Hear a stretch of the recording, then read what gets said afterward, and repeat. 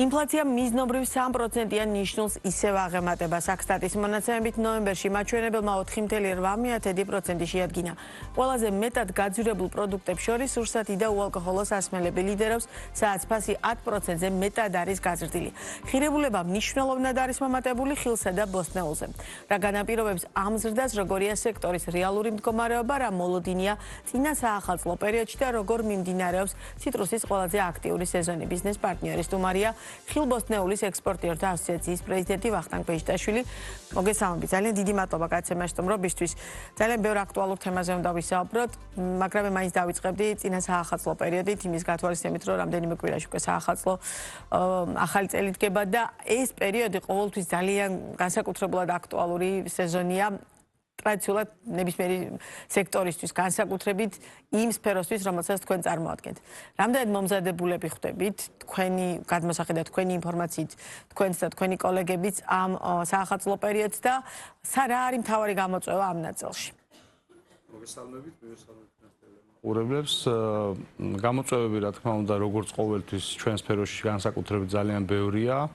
ერთ-ერთი მთავარი გამოწვევა არის საექსპორტო ბაზრების არასტაბილური მდგომარეობა და თვითონ ქვეყნის შიგნითაც გარკვეული ის მიმართულებები, რომელიც გარკვეულ რყევებს იწვევს ეკონომიკის მთელ რიგ მიმართულებებში, მათ შორის აღსანიშნავია ინფლაციის ის დონე, რომელზეც მუდმივად მიდის საუბარი და ეს ინფლაციური მომენტები თავისთავად ისახება პროდუქციის თვითღირებულებაზე.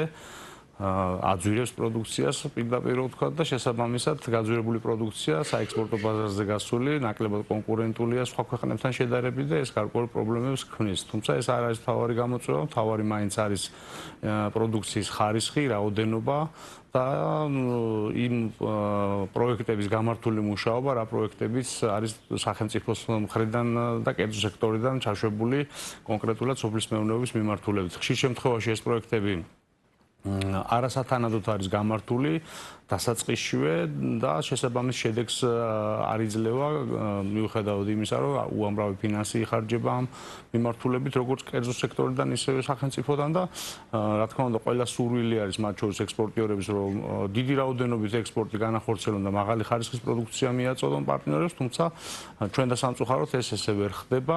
ეხლა კონკრეტულად რო ვისაუბროთ მაგალითებზე, რაც შეეხება ციტრუსს, ეხლა აქტუალური რაც არის ამ ეტაპზე თქვა წინა წლებს თუ შევადარებთ გადატვირთული რაოდენობები რაც ჩვენ გვქონდა ხოლმე და ჩვენს კოლეგებს ეხლა იმის ნახევარიც არ არის ჯერჯერობით და ეს თავარი მიზეზი რა არის? შეიძლება ითქვას ძალიან ცუდი მაჩვენებელია. მთავარი მიზეზი არის ის, რომ პირველ რიგში არის ხარისხი გაუარესებული პროდუქციის, შემდგომ არის ესე იგი ჩვენი ასე ვთქვათ ფერმერების ადგილობრივი მწარმოებლების ფასების არაადეკვატურობა საერთაშორისო მოთხოვნებთან მიმართებაში, სანამდე ჩვენთან ჩამოყალიბდება საფასო სეგმენტი და სანამდე მიხვდებიან, რომ ეს ფასი, რომელიც მათ თავიდან თქვეს, არ შეესაბამება იმ ფასებს, რომელ ფასებშიც უნდა გაიყიდოს ქვეყნის გარეთ პროდუქცია, ამ მასობაში სხვადასხვა ქვეყნებიდან პროდუქციის გადატვირთვა ხდება ამ ბაზრებზე და შესაბამისად ჩვენი მალფუჭებადი პროდუქცია უკვე მივადებში ვეღარ ეტევა და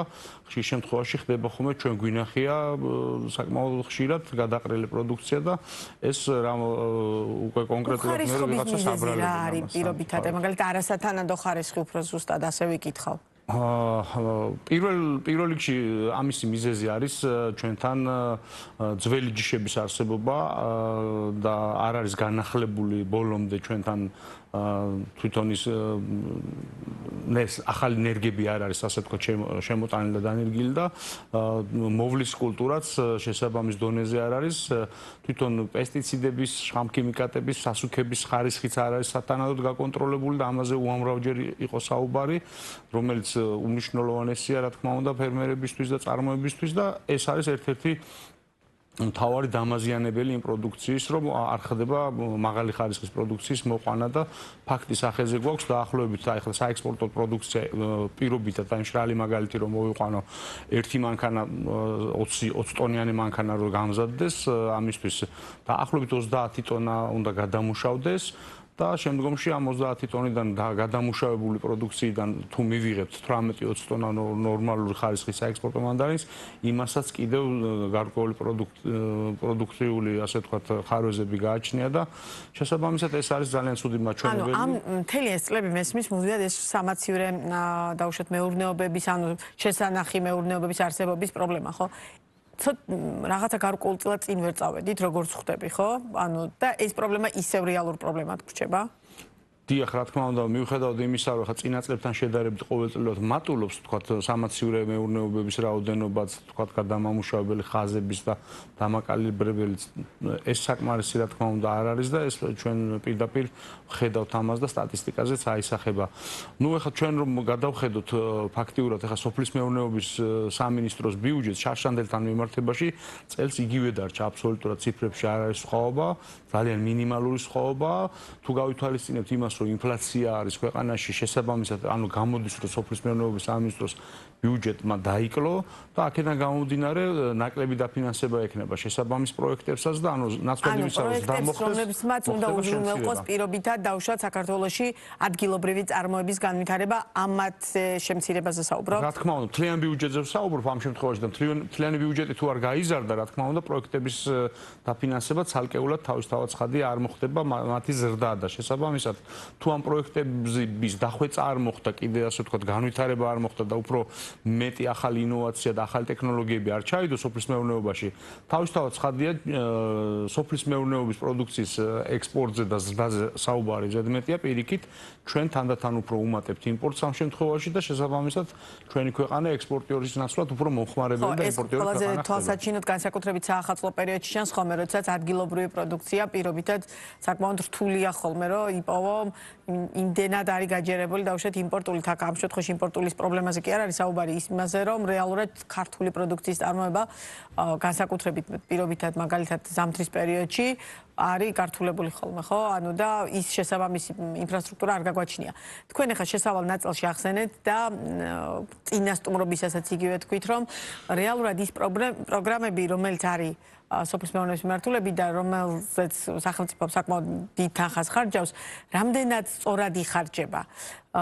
რა არის აქ მთავარი პრობლემა და რატო გაქვთ ეჭვი, რომ ეს თანხები სწორად არ იხარჯება, ან თუ არ გაქვთ ეჭვი, მაშინ რაზე მიუთითებს დაუშვათ თქვენი ეს მინიშნება, ეს კითხვის მაგვარი ფორმულირება, რომ სწორად იხარჯება თუ არა? ნუ პირველ რიგში დავიწყოთ იქიდან, რომ ეჭვი კი არ გვაქვს, ფაქტია ის, რომ მთელი რიგი პროექტები არაკომპეტენტურად ან ანგარებით იყო გაკეთებული. ამაზე ხა ეს დასამალი არის საჯარო ინფორმაცია და დაიჭირეს ძალიან ბევრი თანამდებობის პირი და კონკრეტულად ამ პროექტში ჩართული მთელი გარკვეული რაოდენობა ადამიანების კორუფციის ბრალდებით. ნუ ამაზე ჩვენ საუბრობდით წლების განმავლობაში, რომ ეს პროექტები იყო გარკვეული მიმართულებით კონკრეტულ ასე ვთქვათ პიროვნებებზე მორგებული და ნუ ამ შემთხვევაში უკვე ინტერესების ასე ვთქვათ გამოკეთდებოდა ეს პროექტები, რაც ყოვლად მიუღებელი და დაუშვებელია. ეს პროექტები უნდა განხორციელდეს მაქსიმალური გამჭვირვალობით და მაქსიმალურად უნდა იყოს მორგებული ჩვენს რეალობაზე და ჩვენი ფერმერების შესაძლებლობებზე და უნდა იყოს რაც შეიძლება მეტად ხელმისაწვდომი თითოეული ფერმერისთვის, თორე თვითონ პროექტებში თავისთავად ცხადია თანხები რო იდება, ეს არის ძალიან კარგი და ეს უნდა იყოს პოზიტიური მოვლენა და უნდა აისახებოდეს პირდაპირ სოფლის მეურნეობის დარგზე დადებითად და ჩვენ უნდა ვხედავდეთ ასე ვთქვათ იმპორტის ჩანაცვლების ტენდენციას და ექსპორტის ზრდის ტენდენციას, რაც სამწუხაროდ სახეზე არ გვაქვს და ეს არის მთავარი პრობლემა, რა თქმა უნდა ამის ვალდებულება შესაბამის სტრუქტურებს სახელმწიფოს გააჩნია, რომ გააკონტროლოს ის ბიუჯეტიდან აღებული თანხები და ის ფინანსები, რომელიც ჩვენ როგორც გადასახადის გადახდელებმა გადავიხადეთ ბიუჯეტში და ეს მიმართულებები მაქსიმალურად შედეგზე უნდა იყოს ორიენტირებული, რომ თითოეულმა ჩვენთაგანმა ვნახოთ სარგებელი აქედან, რომ როდესაც წინა საახალწლოდ თითოეული ოჯახი გავა პროდუქციის შესაძენად, როგორც მინიმუმ ნახევარი მაინც იყოს და ნახევარზე მეტი ქართული პროდუქცია.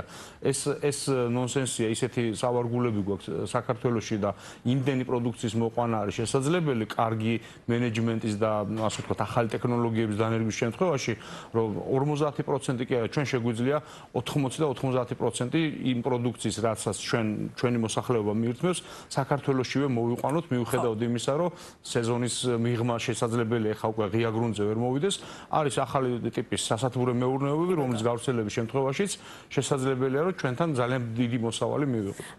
ის პროგრამები, რომელიც აქამდე ხორციელდებოდა, ან მიმდინარე პროცესია და ხორციელდება, თვითონ პროგრამები რამდენად სწორად ასახავს იმ პრობლემებს, იმ გამოწვევებს, რამდენად სუსტად პასუხობს იმას, რაც კერძო სექტორს გჭირდებათ.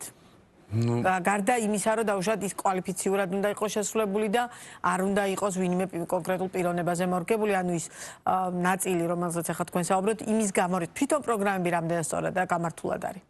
როგორც ჩანს ეს გამართულობა კითხვის ნიშნის ქვეშ არის შედეგებიდან გამომდინარე. რაღაცა მიმართულებები, რა თქმა უნდა, საგრძნობლად წინ წავიდა, მაგალითად მოცვის შემთხვევაში საკმაოდ დიდი მოცულობები არის და ექსპორტზეც გადის, ასე ვთქვათ, ასევე შეიძლება ითქვას ვაშლის ახალი ბაღები და კიდე მეხილეობაში რაღაცა მიმართულებები, ასევე ვაშლატამა და ასე შემდეგ, მაგრამ ძირითადი, ასე ვთქვათ, გარდატეხა მაინც ვერ მოხდა, იმიტომ რომ იმპორტის მზარდი სტატისტიკა ამას გვანახებს და ჩვენ ყოველდღიურობაშიც ვხედავთ, რომ რამდენი პროდუქცია არის შემოსული და ეს რო იყოს თანხმედრაში დაუშვათ ეს პროექტები კონკრეტულად აი დამუშავებული უნდა იყოს იმის მიხედვით, თუ რა შესაძლებლობები გააჩნია ქვეყანას. ელემენტარულად სტატისტიკას უნდა დავხედოთ, რაზე გადის ჩვენგან ძირითადად ვალუტა და რა პროდუქცია შემოდის.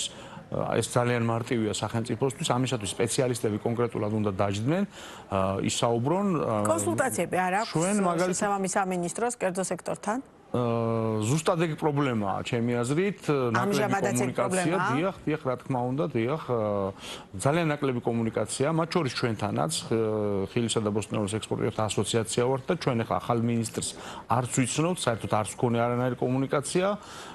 ჩემი აზრით, თვითონ უნდა გქონდეს სამინისტროს ინტერესი იმის, რომ დარგი კარგად განვითარდეს და შესაბამის სპეციალისტებს, ასევე ექსპორტიორებს, ასევე იმ კომპანიებს, რომლებიც არიან ჩართულები ამ სფეროში, ინტენსიურად შეხვდეს, დაელაპარაკოს მათ საჭიროებების შესახებ, რა ბერკეტები გააჩნია სახელმწიფოს, რომ სახელმწიფო დაუშვათ დაეხმაროს დარგებს თავისი მიმართულებით და რა შეუძლია კერძო სექტორს და სახელმწიფოს ერთად გააკეთოს. ამასთან მიმართებაში ნაკლები კომუნიკაცია, ჩემი აზრით და ეს ფაქტია, რომ ისეთი ტემპით ვერ ვითარდებით და ვერ მიდის წინსვლა სოფლის მეურნეობის კუთხით, რომ ჩვენმა ქვეყანამ, ასე ვთქვათ, ადგილობრივ მოსახლეობასაც და ტურიზმის მზარდ ნაკადებსაც უპასუხოს შესაბამისად და ღირსეულად, რომ ჩვენ ვაჭამოთ შემოსულ ტურისტს ქართული პროდუქცია და გაიგოს ქართული გემო და ამ ქვეყნის მთელი ხიბლი არის ჩვენი ნატურალური პროდუქციის ძალიან დიდი პოტენციალი, რომ ჩვენ ქვეყანაში იყოს წარმოებული სოფლის მეურნეობის ყველა მიმართულებით თითქმის. ახლა საუბარი არ არის ბანანზე და ანანასზე და ავოკადოზე, თუმცა დანარჩენი მიმართულები ხილი და ბოსტნეული აბსოლუტურად თითქმის ყველაფერი, ყველა სპექტრი შეგვიძლია რომ მოვიცოთ. კი ბატონო, ძალიან დიდი მადლობა სტუმრობისთვის, წარმატებებს გისურვებთ და რა თქმა უნდა, კვლავაც სიამოვნებით გელოდებით ბიზნეს პარტნიორის ეთერში.